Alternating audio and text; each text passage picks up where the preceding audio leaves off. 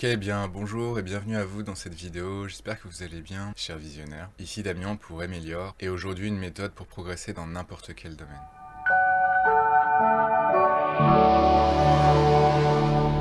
Alors en effet, pour progresser dans n'importe quel domaine, je vais vous dévoiler une méthode qui peut paraître basique, mais que l'on n'applique pas forcément, dans la mesure où tout simplement on va peut-être pas trouver le temps, ou on va juste pas réussir à se motiver assez pour le faire de manière efficace et soutenue. Cette idée, j'en ai déjà parlé dans la vidéo concernant le développement du talent, quand j'ai parlé notamment du livre The Talent Code, qui est très intéressant à cet égard, mais vous pourrez en trouver bien d'autres qui seront, j'en suis sûr, très satisfaisants aussi. Ce que j'aime bien dans The Talent Code, il y a une compilation d'histoires aussi variées les unes que les autres, qui ont toutes finalement une idée commune, l'idée selon laquelle si on veut s'améliorer, quel que soit le domaine dans lequel on veut évoluer, il suffit de pratiquer, tout simplement. Pratiquer tous les jours, le maximum, éventuellement tous les jours si c'est possible pour vous. Ça dépend de votre degré d'implication, de votre ambition, mais quoi qu'il en soit, c'est sûr que c'est bon d'avoir une pratique la plus régulière possible. Pourquoi? Tout simplement parce qu'en fait, vous allez muscler cette aptitude, quelle qu'elle soit, vous allez vous entraîner et devenir bien meilleur, bien plus vite que si seulement vous pratiquez de manière anecdotique et sans vraiment vous focaliser sur l'objet de vos désirs. Pourquoi je vous parle de ça? Parce que là je sors par exemple d'une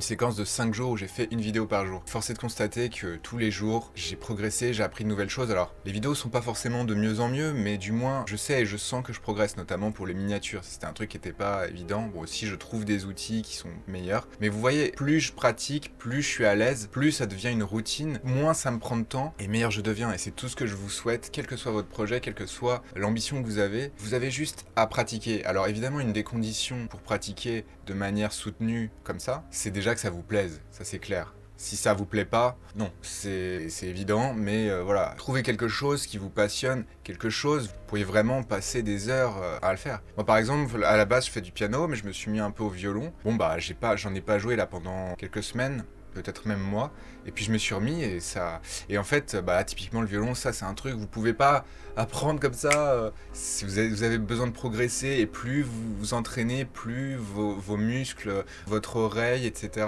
plus tout ça va s'harmoniser pour vous permettre de progresser. Après évidemment c'est bon d'avoir des bonnes bases, parce qu'effectivement il y a certaines disciplines telles que celle-ci. D'ailleurs il en est question dans le livre The Talent Code, notamment des violonistes coréennes il me semble. Enfin bref, tout ça pour vous dire que c'est aussi bon d'avoir des bonnes bases, c'est-à-dire que c'est bon d'avoir un professeur, éventuellement quelqu'un d'expérimenté, d'aguerri, idéalement une personne avec laquelle vous vous entendez bien, vous avez un bon feeling. Moi je vais vous dire par exemple, quand j'avais fait du piano, j'avais eu des relativement bons professeurs. Moi je vais vous dire, le problème c'est que ils m'imposaient les pièces que je devais jouer, j'avais quasiment pas mon mot à dire, sauf que c'est moi, ou du moins ma maman qui payait à l'époque. Du coup voilà, ça c'est aussi très important, c'est d'avoir les bons formateurs, que ce soit par l'intermédiaire de livres, par l'intermédiaire de vidéos, par l'intermédiaire même d'audio, de podcasts éventuellement aussi. Vous pouvez vous imprégner de l'expérience de certaines personnes, et à force d'être dans leur état d'esprit, de vous dire tiens c'est possible, il l'a fait, je peux le faire aussi. Alors plus c'est une personne qui va vous ressembler, quel que soit le domaine, plus vous allez vous sentir en phase. Bah, de toute façon, quand je dis ressembler, c'est effectivement être sur la même longueur d'onde tout simplement. C'est-à-dire que quand la personne vous parle, vous dites tiens, ça résonne avec ce qui m'inspire, ce que je désire éventuellement. Et donc voilà, c'est vraiment ce que je vous conseille tout simplement, c'est de pratiquer tous les jours, de pratiquer le plus souvent possible, et encore une fois quelque chose qui vous plaît, parce que sinon ça va pas aussi bien fonctionner. Ou alors, après ce que vous pouvez faire si ça vous plaît pas énormément, par exemple de faire du cold calling comme j'en ai parlé dans une vidéo précédente, c'est-à-dire d'appeler des gens pour leur proposer des services ou des produits. C'est sûr que c'est pas de base extrêmement passionnant, mais si vous vous dites qu'en devenant meilleur à cette compétence, vous allez devenir meilleur dans plein d'autres choses, comme par exemple en société tout simplement, parce que bon bah quoi qu'on veuille en dire, la société c'est aussi des transactions en permanence, c'est-à-dire on va convaincre les gens ou leur demander des choses, et à un moment donné il faut aussi apprendre à bien communiquer avec eux. Et à ce sujet je vous redirige à nouveau sur le livre Comment se faire des amis, je crois que c'est ça le titre en français, de Dale Carnegie. Et donc pour en revenir à l'idée de développer des compétences, à un moment donné, il faut aussi couper d'autres choses. C'est aussi quelque chose que vraiment je vous conseille assez systématiquement. C'est plutôt que de vouloir ajouter des choses dans votre vie parce que vous croyez que vous en manquez, peut-être parce que des publicités ou des personnes vont vous inciter à croire que certaines choses manquent à votre vie, allez plutôt dans la suppression de certaines choses. Voilà. Le maximum pour en arriver potentiellement aussi à avoir des moments où vous êtes dans le silence, vous pouvez penser, vous détendre, faire comme un ménage, un peu comme d'ailleurs dans le sommeil, faire le ménage dans vos pensées et faire le vide pour pouvoir justement accueillir de nouvelles choses, accueillir de nouvelles idées, accueillir plein de bonnes choses, c'est tout ce que je vous souhaite en tout cas. Je voulais terminer cette vidéo simplement en vous parlant d'un livre que je viens de recevoir, dont j'ai lu l'introduction ce matin. Ce livre qui s'appelle Deep Work, dont vous avez peut-être déjà entendu parler, de Cal Newport, qui parle en fait de l'idée que si vous voulez avancer sur vos projets, vous concentrer, vous avez besoin d'éviter toute distraction. Et ça, je peux vous le dire, je l'ai bien compris, notamment quand je tourne mes vidéos, bah là en l'occurrence, je suis vraiment focus sur la caméra. Je suis vraiment concentré sur ce que je vous dis et ce que j'essaie de vous transmettre. Et c'est vraiment ça qui fait la différence, c'est qu'il n'y a pas de distraction. Et je vous dis ça, c'est vraiment pas facile, je le sais, surtout aujourd'hui. Et en même temps, il suffit de se conditionner. Mettre en place certains mécanismes, mettre en place certaines choses qui vont tout simplement vous éviter de, par exemple, scroller sur les réseaux sociaux de manière compulsive, etc.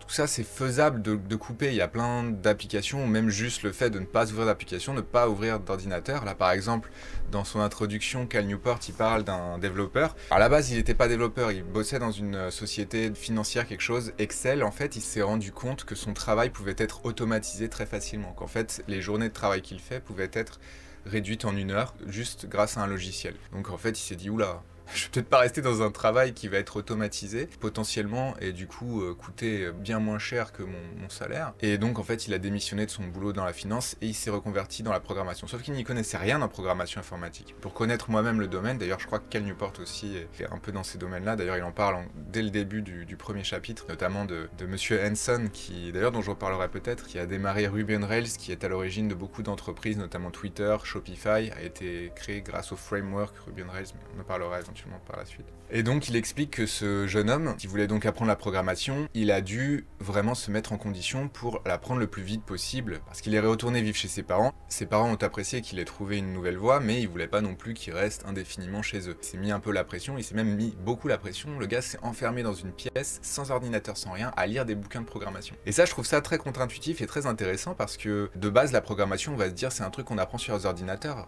typiquement, surtout la pratique, ça c'est indéniable. Mais la théorie, effectivement, qu'est-ce qui nous empêche d'acheter un bon bouquin sur la programmation? Et d'ailleurs, moi, c'est ce que j'ai fait, je vous avoue, quand je voulais apprendre Ruby, là, dont je vous parle, enfin Ruby on Rails, j'ai commencé avec des livres, enfin, j'ai vraiment apprécié les livres pour apprendre. Parce que je sais pas, c'est plus posé, et puis voilà, après évidemment, il faut trouver le bon auteur, quelqu'un de compétent, etc. Bon, c'est toujours la même question, mais tout ça pour vous dire que il a passé 2 mois comme ça, je crois, à lire entre 15 et 20 livres, il me semble. Et à la fin, il a passé un test qui était particulièrement peu évident. En gros, un bootcamp, je crois, on appelle ça, vous savez, où voilà, vous démarrez vraiment de rien. C'est ce que j'ai fait d'ailleurs quand j'ai fait le concours de l'école 42, plus ou moins, même si j'avais commencé un peu le C, qui est le langage un des plus basiques qui soit. Donc un des plus complexes, pour vous dire, c'est un des plus proches de la machine. Quand c'est basique, c'est proche de la machine. Quand c'est haute, on appelle ça en langage de haut niveau, comme Ruby par exemple, ou Python. Là, on est plus proche de l'homme. Surtout Ruby, parce que Ruby, c'est quasiment écrit en anglais en fait. Et du coup, ça facilite grandement la programmation. Je vous encourage, si vous voulez vous y mettre, ça peut être une bonne piste, même si c'est pas forcément la technologie la plus à la mode. Enfin bref, pour en revenir à mon apprentissage, donc c'était après d'ailleurs le concours de l'école 42, j'ai appris via des livres. Mais donc, la fameuse personne, bon lui il a été beaucoup plus intensif que moi, parce que moi j'ai lu 1 ou 2 bouquins, pas beaucoup plus. Donc lui il a fait ce fameux bootcamp, similaire effectivement à ce que j'ai connu à l'école 42, donc 1 mois qui s'appelle la piscine, un concours vraiment intensif. Et bien lui il a été pris, il a été même reçu le premier en fait. Tout ça pourquoi? Parce qu'il s'est conditionné, il s'est mis dans le bon état d'esprit. Je crois que c'est tous les jours qu'il allait s'enfermer dans sa pièce, donc sans aucune distraction, juste les livres et des carnets pour noter, parce que c'est ça aussi qu'il faisait, noter, et ça je vous le conseille vraiment, si vous voulez apprendre des choses basées sur comme ça, des choses à apprendre notamment dans les livres, de les réécrire, surtout au stylo à la main, c'est vraiment une bonne chose. Parce que le clavier, c'est pas aussi bon. Le clavier pour écrire des livres, pourquoi pas, d'écrire des articles, etc.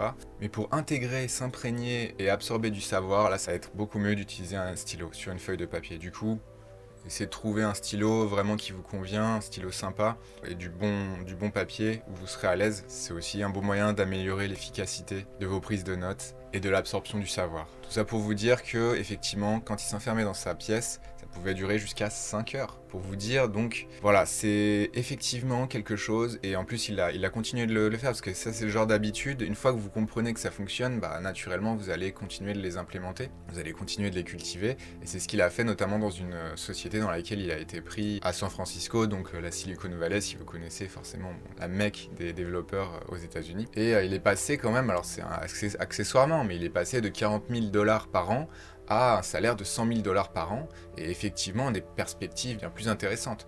Et tout ça en apparemment 2 mois d'apprentissage. Après, évidemment, c'est intensif, 2 mois, mais pour vous dire, en fait, l'effet que ça peut avoir de vraiment vous focaliser et d'être régulier, le plus véloce, avec le plus de vélocité possible. Et vous pouvez vraiment, comme ça, augmenter de manière exponentielle, hein, parce que plus vous apprenez, plus vous êtes à l'aise, plus vous apprenez vite, plus ça vous plaît aussi. Plus ça vous plaît, c'est important. Alors lui, la programmation, je sais pas si ça le passionnait, mais je pense qu'au fil du temps, ça a pu le passionner. Moi, je vais vous avouer, ça m'a pas passionné assez pour que je persévère là-dedans, parce que je m'intéresse à bien d'autres choses et que voilà. Mais par contre, c'est quelque chose vraiment très intéressant que je suis très très content d'avoir pu développer. Je vous encourage à le faire parce que ça vous permet aussi de comprendre, en l'occurrence pour la programmation, le monde dans lequel on vit, notamment les ordinateurs, les téléphones, etc. Tout est basé sur finalement un seul langage à la base, le langage C, qui a donné lieu à tout un tas de branches d'embranchements.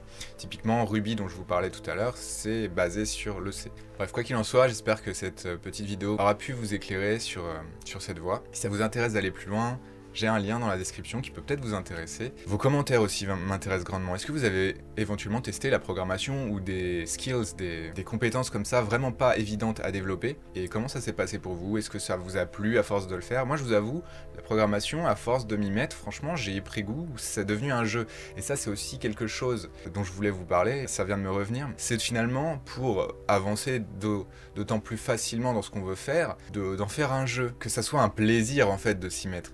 Et d'ailleurs, ça me fait penser, de nombreuses applications, de nombreux services que vous allez pouvoir trouver en ligne ou ailleurs se basent sur la gamification.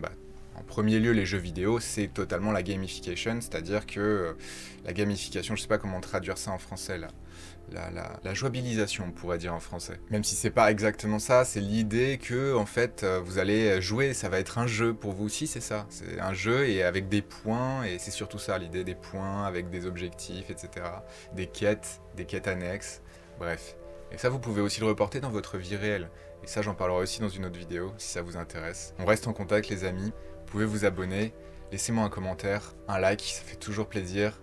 D'ici là, moi je vous souhaite une excellente journée, j'espère que vous allez bien, améliorez-vous bien, et je vous dis à bientôt pour la prochaine vidéo.